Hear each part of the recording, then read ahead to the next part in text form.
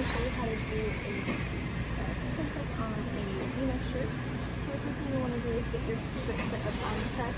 So you do a pre-press.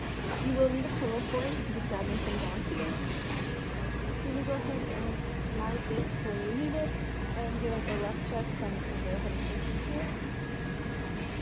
Go ahead and pull this down.